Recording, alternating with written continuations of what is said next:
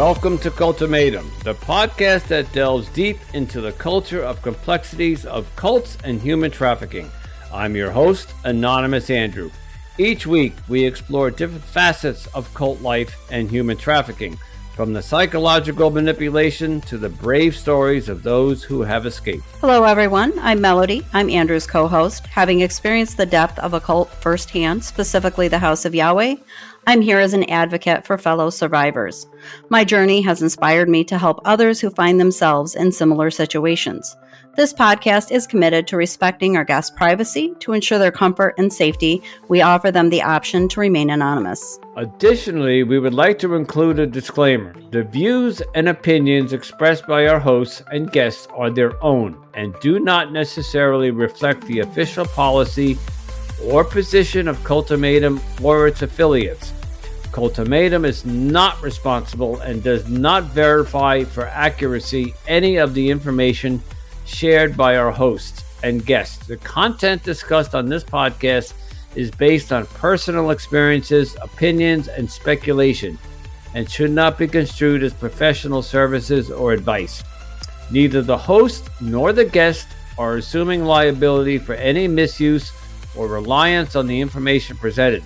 This podcast is for informational purposes only, and listeners are encouraged to conduct their own research and seek professional advice where appropriate. Before we dive into today's episode, we want to issue a trigger warning. Some episodes may explore explicit and potentially disturbing topics such as sexual abuse, rape, human trafficking, suicide, and other sensitive subjects. Listener discretion is advised.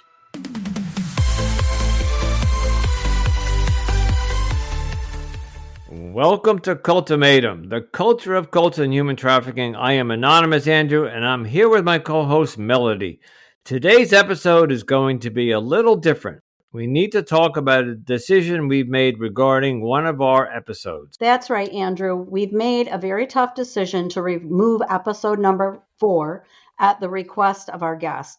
But before we go and dive into why, we want to make sure that we're making it clear that what we're sharing today is based on our own opinions and experiences. Yes. Barring the disclaimer you heard at the beginning, sure. I am going to come out and say that what I'm about to say is my opinion. And to the audience, we're reading off a script, but we're going to go off script too. I just want everybody to understand that this what we're saying today is extremely, extremely important, and we felt that we needed to explain why we removed the episode that this is replacing. So here's the backstory. Our guest, who genuinely believes in the twin flames concept, was already dealing with backlash before she came on our podcast. People were wrongly associating her beliefs with the Twin Flames universe cult, and she wanted to set the record straight by coming on initially the Anonymous Andrew podcast show, correct, which was also aired on Cultimatum, this podcast.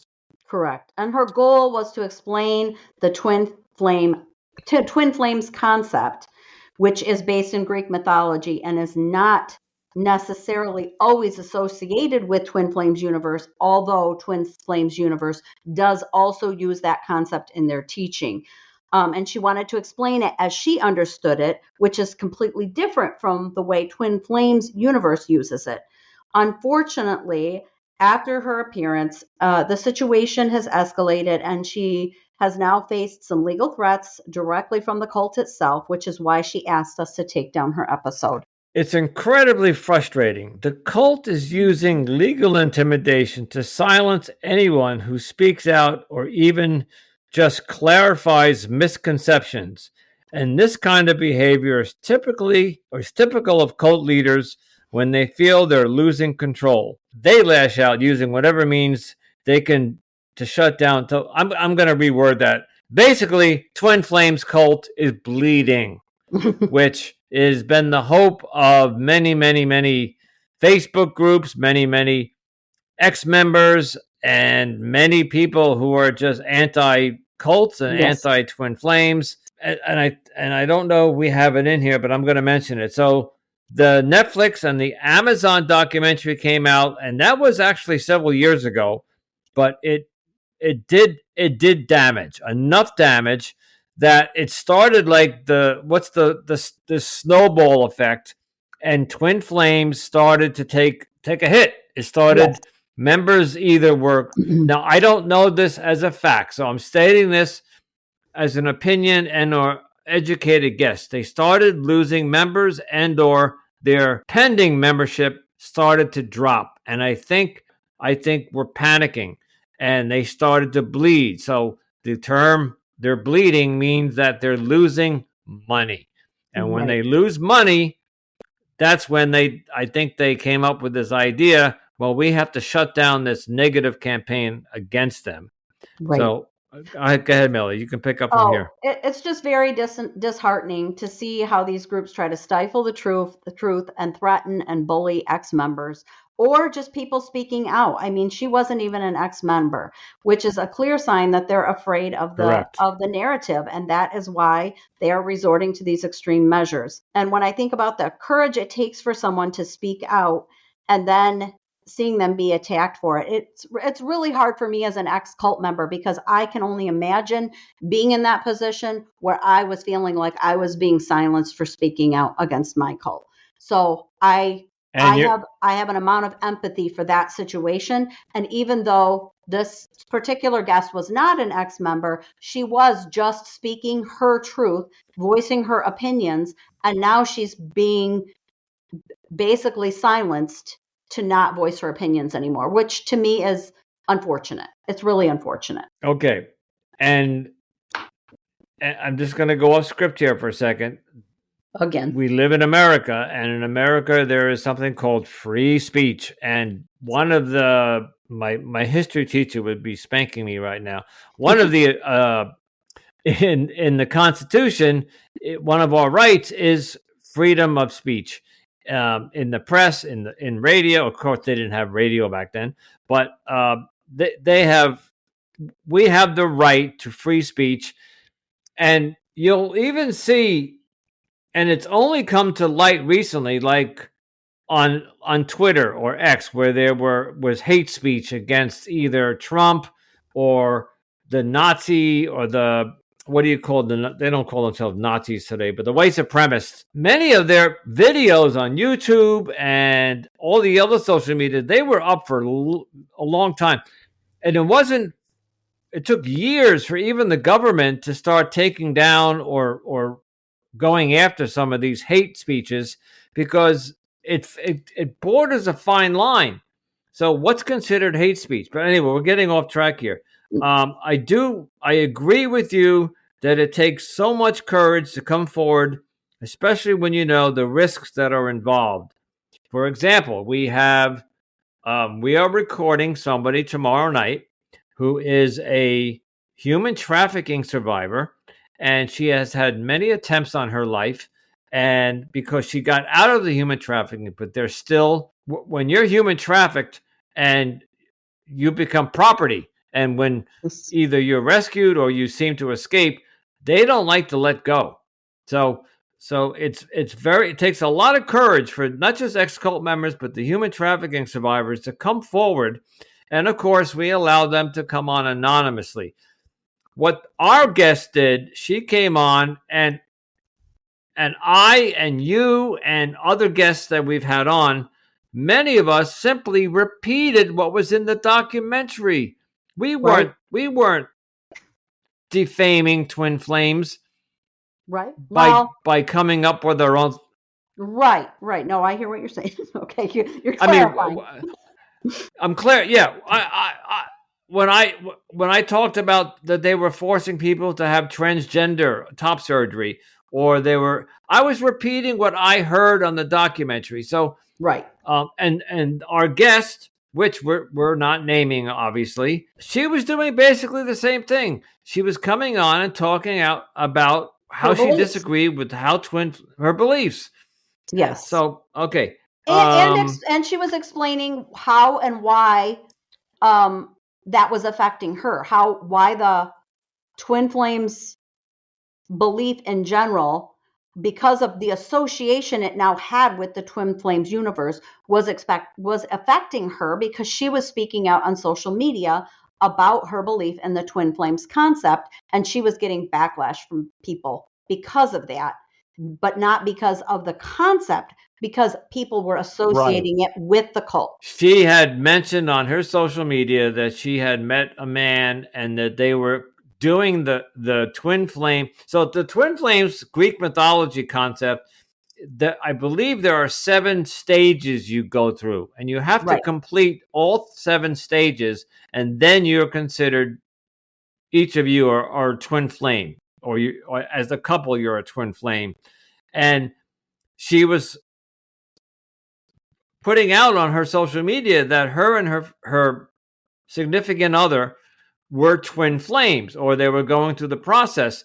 And that's when she received backlash from people saying, "Oh, you're following the twin flames universe concept," and she was not. Yes, they were saying she was in a cult, and yes, and she wanted to clarify. And also, clarify that. Thank you. Exactly. And that is why we need to be more vigilant. We may have taken down the episode, but that does not mean we're giving up. We're doing this to protect our guest and honor her wishes, that she's already been through enough. And that's what matters most to us, is respecting and honoring her wishes. But make no mistake, we're going to keep going forward and shining the light on these harmful organizations. We are not going to stop what we're doing here. And, I know that this particular guest was not from the United States, but there is a First Amendment of the United States Constitution that protects the freedom of speech. And we are going to continue with what we're doing here. Melody and I did some extensive research. We have contacted a lawyer, and we're waiting for the response from the lawyer about, I guess, the validity of these lawsuits. But I did speak to a well-known, and I'm not going to mention her name because I was not given permission, but I spoke to a very well-known person who has written cult expert, not just a person, a cult expert. Yeah, thank you. Cult expert who has written a minimum of 6 books, was an ex-cult member. When I asked, advice, be anonymous, she said, quote, unquote, and I don't have it in front of me, but it was something to the effect of, cults rarely follow through on their lawsuits as the cult leaders do not want to take the stand. And then I went on and I looked for, on one of the AI websites, it was not ChatGPT, but it was another one like it. And I asked, has Twin Flames filed any lawsuits?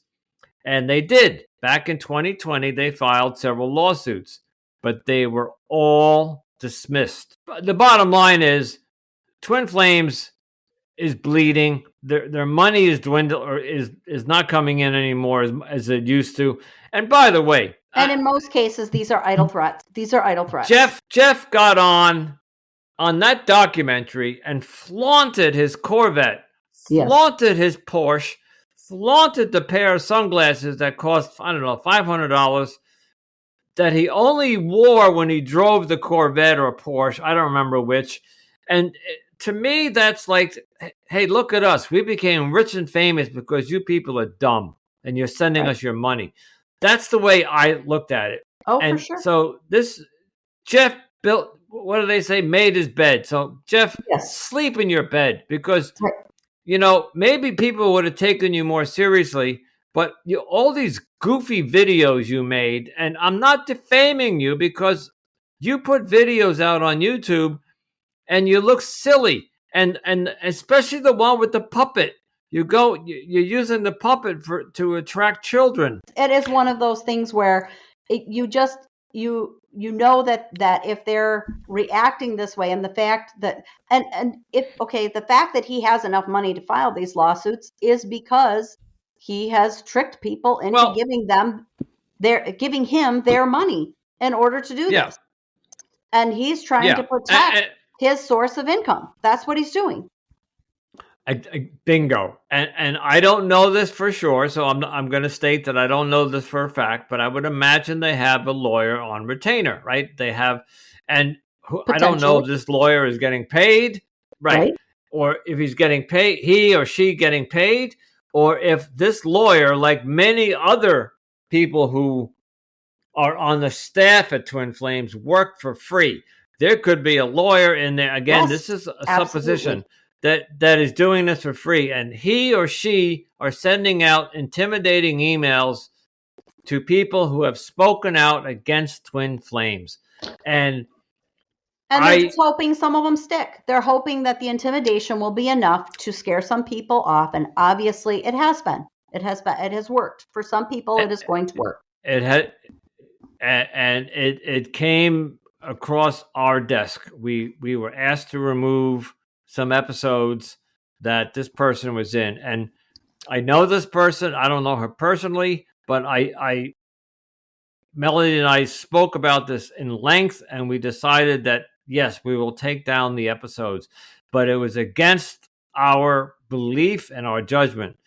I believe in standing up to the bully. And I think Twin Flames, you're a bully. You're bullying people who are only speaking out against your practices.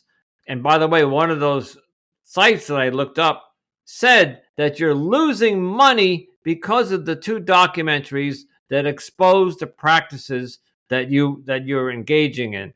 And so it's again to your own detriment that you're in this position, Jeff. You could have had this organization run if you weren't so reckless on your videos. That's my soapbox rant. So, all right, Melody, I think it's your turn here. I'm just going to say, if there's anyone out there that has been affected by the Twin Flames universe or any other harmful group, please don't hesitate to reach out for help and support. Resources are available out there, and you're not alone. And we just want to thank all of you for once again, as always, for tuning into Cultimatum. Your support is always greatly appreciated. And we just ask that you take a moment to rate and review our podcast on platforms such as Apple and Spotify. And don't forget to follow, share, and keep listening to all of our latest episodes. Yeah. And thank you for understanding. And I wish our guest that was in this slot the best of luck. I feel bad that she was intimidated. Had to intimidated, and she had to make a decision, and she unfortunately made this decision. But we honored her wishes, and absolutely. But Melody and I felt that we needed to come on and do like an editorial about and explain. Yeah, we felt like you owed an explanation. You were owed an explanation as to why this episode has been removed. And I'm going to say it. If you want the anonymous Andrew rant version of this, head over to my podcast, because I will not be so kind and gentle. So you know me, I got that anyway. All right, so thanks, Melody, and thanks to our guest, and to our listeners. Yeah, we actually have a great episode coming out this weekend. We have they will hear this episode before this weekend, likely. So this weekend we have coming out a woman named Kim Pirano, and she was part of a cult that is unlike any cult we've interviewed before. It's called not the a religious cult. Foundation for Spiritual Development. Was kind of more like a spiritual school almost. Yeah, and then she makes an appearance on my podcast because she has the cult that she was part of has some romantic ties flavor to it. Ties to it. Thank you. I can't speak tonight. That's okay. All right, let's wrap this up. Thank you. Yes, thank you. Yes. Once again, we thank you. Stay safe, stay informed, and remember, you're not alone.